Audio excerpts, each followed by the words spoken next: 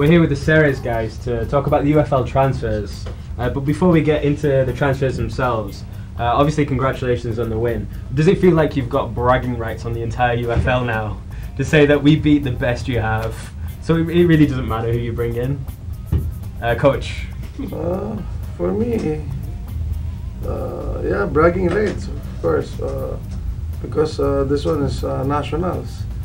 It's a tournament system, cup, to semis. So you win this is really hard because not like in the league. If you had a bad game, you just recover the next day, next game. But here, you slip one, that's it for you.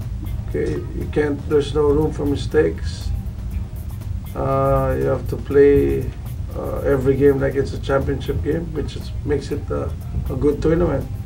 There's no one game which just take it easy, or you can't do that here. So the best of the best, who remains the last one standing is the best team. So of course you have the bragging rights now. And Jason, Joshua, as guys who've played in the UFL, have you managed to see the transfers, and if so, who would you be most excited about? Which teams do you think have brought in the best players, Joshua?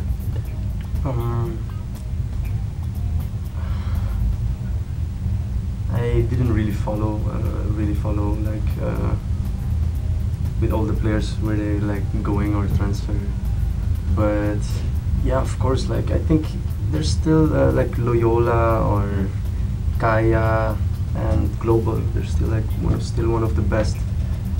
They're like gonna be, yeah, of course, like also I think Green Archers. I'm the most excited to see Green Archers playing, and because we had a practice game against them and they were like really good, and yeah, we were probably not how do you call it, not prepared for that. We lost against them, and I was just thinking, when they are joining the UFL and start the league with those players, I would be really excited that they're gonna also positive that they're gonna make it far. So the Green Archers were the only UFL team to actually beat you guys?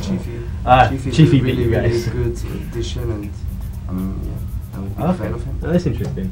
Well, to update you guys, Loyola have brought in a lot of new players, some really interesting names. Armendal Rosario switches from Kaya to Loyola to beef up the defence. Obviously Freddie Gonzalez has been known for a while.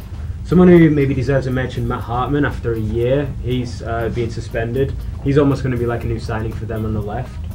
An interesting one, Khalid Demerga's older brother, Antonio Demerga. Apparently he's a defender.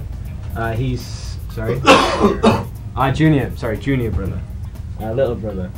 His name's Junior. Sorry, he's his older brother, but he's junior. Okay. Glad we clarified that one. So he's joining Loyola as well, and then we've got Jalso Soriano and Simon Greatwich will be his first league too. Kaya brought in obviously Chris Greatwich's first league, so same for Enzo Pinga, who transfers from Stallion. Janrik Soriano. Chiefy's possibly the biggest name to transfer. As you were saying, seems like he was instrumental in defeating you guys in the friendly game. He's a good signing for the Green Archers. Shows their intent going forward. Global have an interesting name. They've obviously dropped Demit Omfroy because he's gone back to the US, trying out with DC United. I think he's in the last cut now. So that's a good move for him personally, but they may miss him on the right.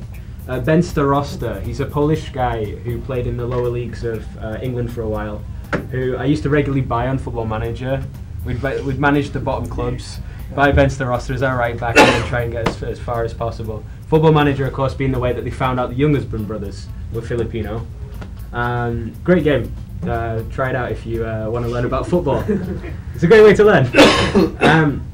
And so they'll be a good force. They've got some good depth global, so it'll be an interesting one to see what happens from there. Before we get into some of the transfers, some of the things that have gone on there, Joshua, can you tell us why you went from Ceres to Kaya back to Ceres? Some of the reasons behind that, some of the things going on. I signed for Kaya because I was like really, I wanted to join the UFL. I wanted to play against the best, and I wanted to see how far I can go.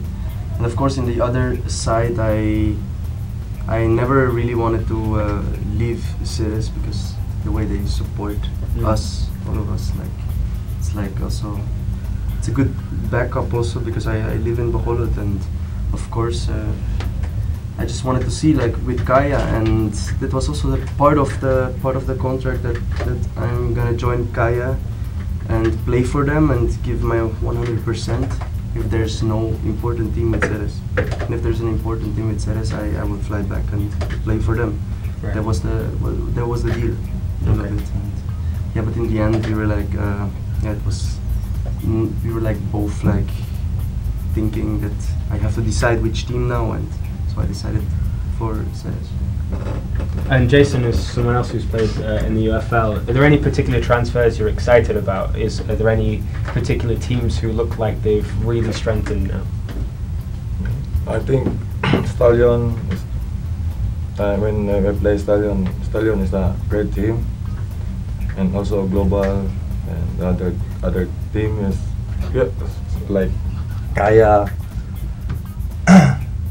but I don't know what to say anymore. For everyone back home, the English guys are at the back cacking themselves, which is what I think put Jason off. So, just to explain a little bit, maybe Jason, could you explain to us how it's different to play in the UFL compared to other leagues? What the real difference is? A nice tournament, and I played for UFL for 3 years, I think. UFL is a famous here in Manila already, and also in the other country. I think UFL is famous already.